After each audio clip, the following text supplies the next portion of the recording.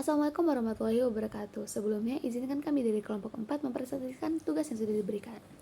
Sebelum perkenalkan, nama saya Saskia Marsha Oliveri. Saya di sini ingin menjelaskan sedikit tentang sanksi administrasi bidang perpajakan. Sanksi administrasi bidang perpajakan merupakan konsekuensi yang diberikan kepada wajib pajak yang sudah melanggar ketetapan perpajakan. Pelanggaran yang sudah dilakukan salah satunya adalah telah membayarkan pajak yang telah ditentukan, SPT yang disampaikan tidak sesuai, dan lain-lain. Berikut adalah sanksi-sanksi yang dapat diberikan kepada wajib pajak yang melanggar.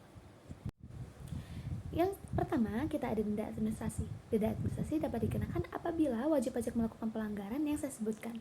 Yang A, bila SPT tidak disampaikan atau terlambat disampaikan dari waktu yang telah ditentukan, yaitu yang pertama, untuk SPT masa selambat-lambatnya 20 hari setelah akhir masa pajak, untuk SPT tahunan selambat-lambatnya 3 bulan setelah akhir tahun pajak, dan untuk SPT tahunan pajak penghasilan wajib pajak badan selambat-lambatnya 4 bulan setelah akhir tahun pajak. Yang B, wajib pajak dapat mengajukan pembetulan SPT atas kemauan sendiri dengan mengisi pernyataan tertulis sesudah masa pajak atau akhir tahun pajak terakhir. Yang C, pajak yang terhutang yang pada saat jatuh tempo tidak dibayarkan atau kurang bayar. Yang D, wajib pajak yang tidak menyampaikan surat pemberitahuan objek pajak atau SPOK dalam kurun waktu 30 hari setelah tanggal diterimanya SPOK dan setelah ditegur melalui surat teguran. Yang E, wajib pajak yang mengisi surat pemberitahuan objek pajak tidak sesuai dengan keadaan yang sebenarnya. Yang F, pemegang atau pembuat dokumen yang ada bea materainya, tetapi dokumen yang ada bea materainya ternyata belum dibayarkan, kurang bayar, atau tidak dibayarkan sesuai semestinya. Yang kedua, kita ada sanksi administrasi berupa bunga. Sanksi administrasi berupa bunga dapat dikenakan apabila wajib pajak saat pembayaran pajak tidak sesuai dengan ketentuan atau terlambat dibayarkan. Yang B, surat ketetapan pajak kurang bayar masih dibenarkan untuk diterbitkan. Yang ketiga, ada sanksi administrasi berupa kenaikan. Yang A, pajak kurang bayar ditimbulkan akibat dari pengungkapan ketidakbenaran pengisian SPT yang mengakibatkan dikenakan sanksi kenaikan sebesar 50% dari pajak yang kurang dibayar. Yang B, dikenakan sanksi administrasi berupa kenaikan sebesar yang pertama 50% dari pajak penghasilan yang tidak atau kurang dibayar dalam 1 tahun pajak. Yang kedua, 100% dari pajak penghasilan yang tidak atau kurang dipotong, tidak atau kurang dipungut, tidak atau kurang disetor, dan dipotong atau dipungut tetapi tidak atau kurang disetor. Yang ketiga, 100% dari pajak pertambahan nilai barang dan jasa dan pajak penjualan atas barang mewah yang tidak atau kurang bayar. Yang C, dikenakan sanksi administrasi berupa kenaikan 100% dari jumlah kekurangan pajak yang terutang dalam surat ketetapan pajak tambahan. Terdapat beberapa sanksi-sanksi yang akan saya jelaskan. Yang pertama ada sanksi dari denda. Yang pertama masalah SPT terlambat disampaikan. Itu terdapat pada pasal 7 ayat 1. Nah, itu masa yang dikenakan atau sanksi yang dikenakan itu adalah 100.000 atau 500.000. Artinya denda paling sedikit itu adalah 100.000 dan denda paling banyak adalah 500.000 per SPT. Nah, jika tahunan sama saja, itu denda terkecilnya dikenakan 100.000 dan yang terbesarnya dikenakan 15.000 per SPT. Selanjutnya yang nomor 2, pembetulan sendiri dan belum disidik. Itu masalah yang selanjutnya. Itu terdapat dikenakan pasal 8 ayat 3. Nah, itu sanksinya seperti apa? Itu akan dikenakan 100% denda dari jumlah pajak yang kurang dibayar. Jadi karena dikenakan 100%. Nah, selanjutnya ada pengusaha yang telah dikukuhkan sebagai PKP tetapi tidak membuat faktur pajak atau membuat faktur pajak tetapi tidak tepat waktu. Itu untuk masalah ini dikenakan pasal 14 ayat 4. Dan dari itu dikenakan sanksi 2% dari DPP. Itu. Dan juga ada beberapa contoh kasus lainnya, yaitu pengusaha yang telah dikukuhkan sebagai PKP yang tidak mengisi faktur pajak secara lengkap. Itu juga termasuk pengenaan sanksi, yaitu dikenakan sanksi 2% dari dasar pengenaan pajak. Dan yang terakhir ada kasus PKP melaporkan faktur pajak tidak sesuai dengan masa penerbitan faktur pajak. Itu juga dikenakan sanksi 2% dari dasar pengenaan pajak. Selanjutnya kita akan membahas tentang sanksi bunga. Di sini ada beberapa contoh masalah. Yang pertama adalah masalah pembetulan SPT masa dan tahunan. Itu dikenakan pasal 8 ayat 2 dan 2A. Nah, sanksinya seperti apa? Sanksinya tarif bunga per bulan ditetapkan oleh Menteri Keuangan. Jadi, per bulan dari jumlah pajak yang kurang dibayar maksimal 24 bulan gitu. Terus selanjutnya ada keterlambatan pembayaran pajak masa dan tahunan. Keterlambatan pembayaran pajak ya. Itu dikenakan pasal 9 ayat 2A dan 2B. Itu sanksinya seperti apa? Itu sanksinya akan diberikan tarif bunga per bulan yang ditetapkan oleh Menteri Keuangan. Jadi sudah ditetapkan tarif bunganya per bulan itu dari Menteri Keuangan sendiri begitu. Dan juga itu masa berlakunya maksimal 24 bulan gitu atau 2 tahun begitu. Selanjutnya di nomor 3 ada kekurangan pembayaran pajak dalam SKPKB. Itu juga dikenakan pasal 13 ayat 2 yang mana sanksinya tuh masih sama seperti sebelumnya, yaitu tarif bunga per bulan yang ditetapkan oleh Menteri Keuangan. Jadi tetap Menteri Keuangan yang akan memberi sanksi kepada oknum tersebut begitu. Dan itu juga maksimal pengenaan bunga itu udah 24 bulan itu.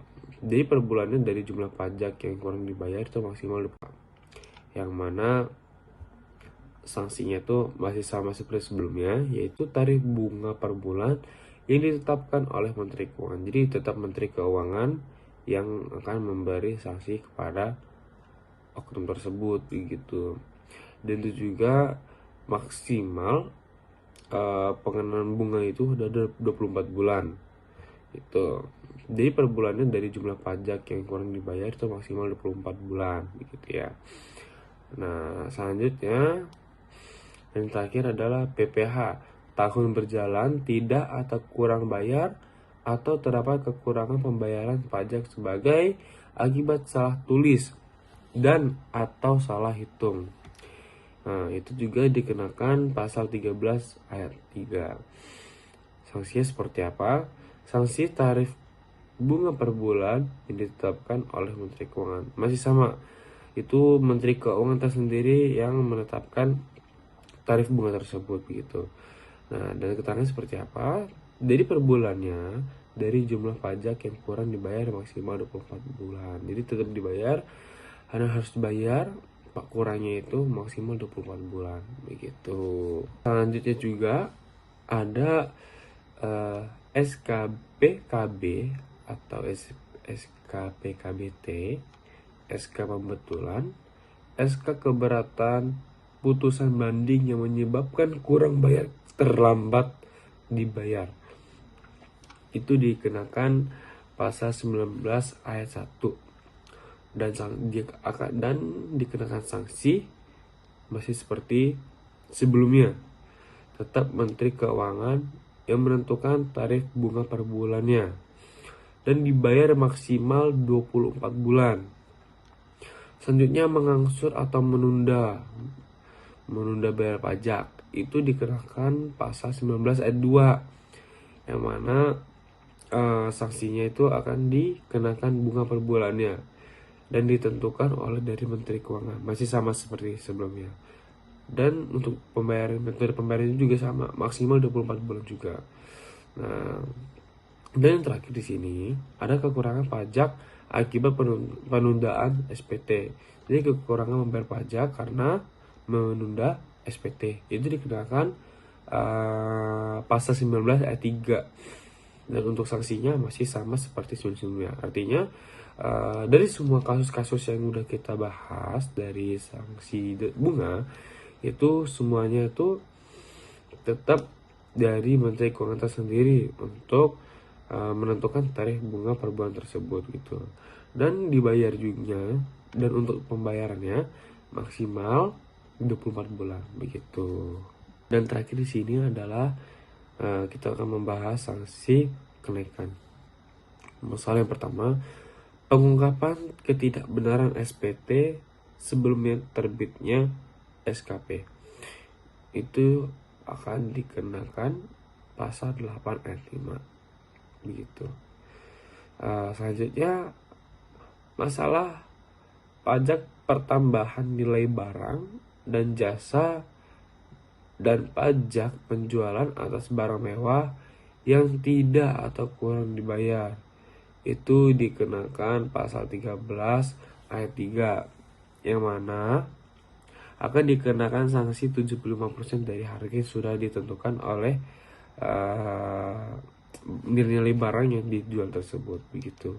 Dan selanjutnya ada pajak penghasilan yang dipotong atau dipungut tetapi tidak atau kurang disetor. Jadi pajak-pajak penghasilan tetapi tidak disetor itu akan dikenakan sanksi 75% dari penghasilan tersebut gitu. Jadi sayang sekali ya, udah susah mencari uang malah dikenakan pajak 75%.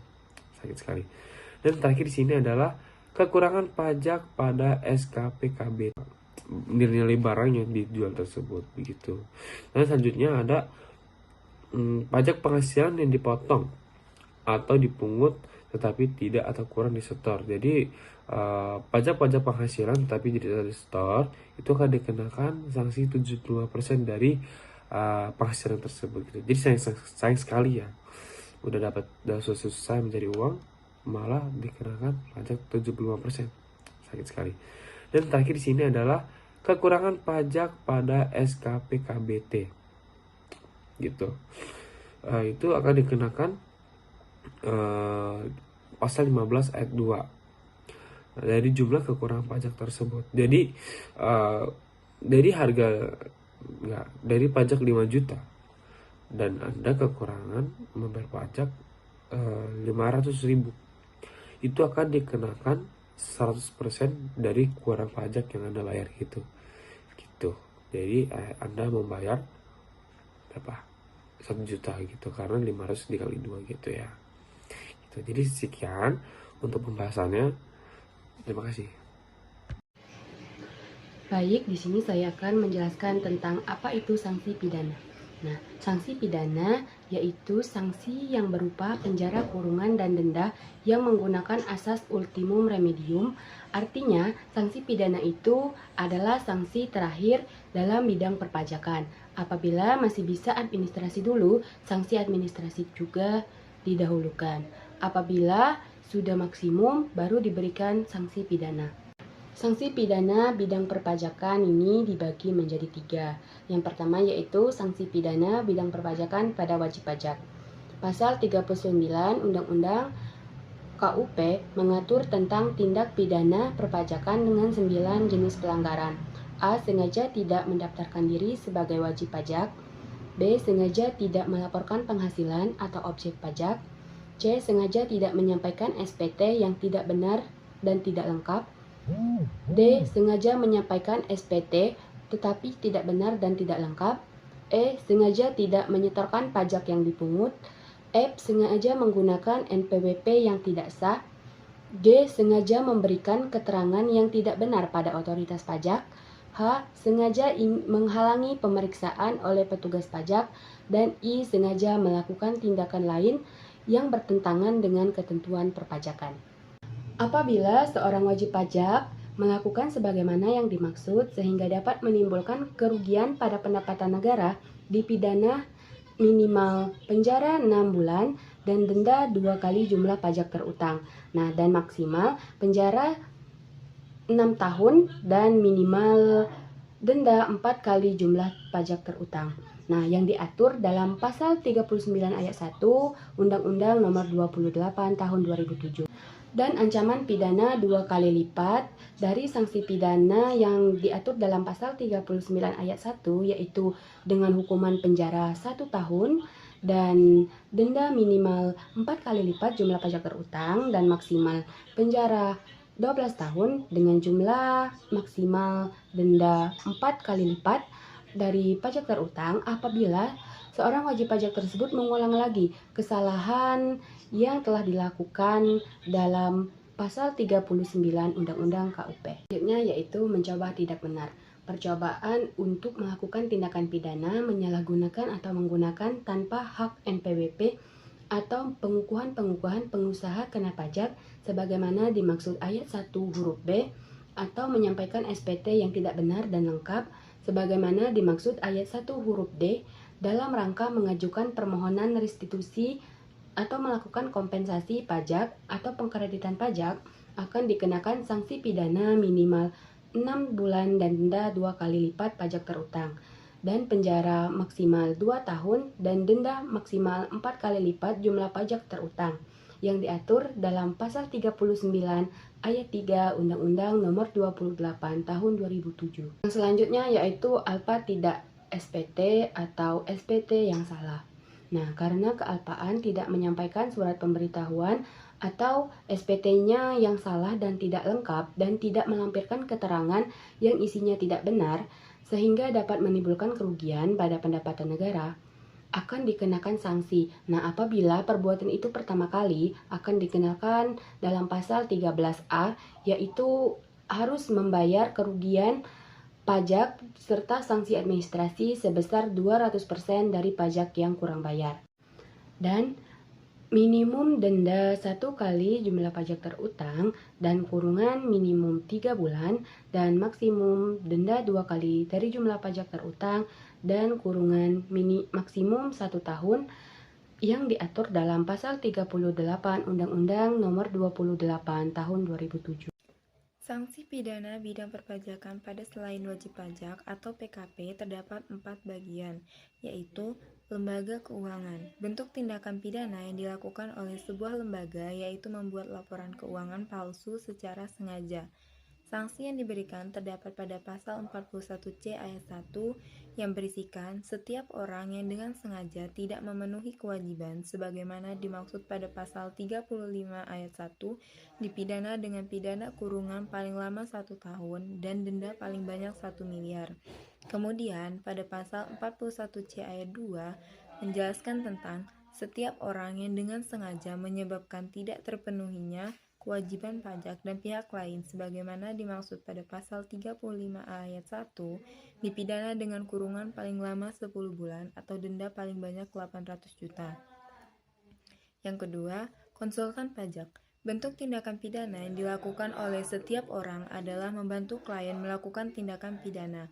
Sanksinya diatur pada pasal 41C ayat 3 yang berisikan setiap orang yang dengan sengaja tidak memberikan data dan informasi yang diminta oleh DJP sebagaimana dimaksud pada pasal 35 ayat 2 dipidana dengan kurungan paling lama 10 bulan dan denda paling banyak 800 juta. Yang ketiga, setiap orang.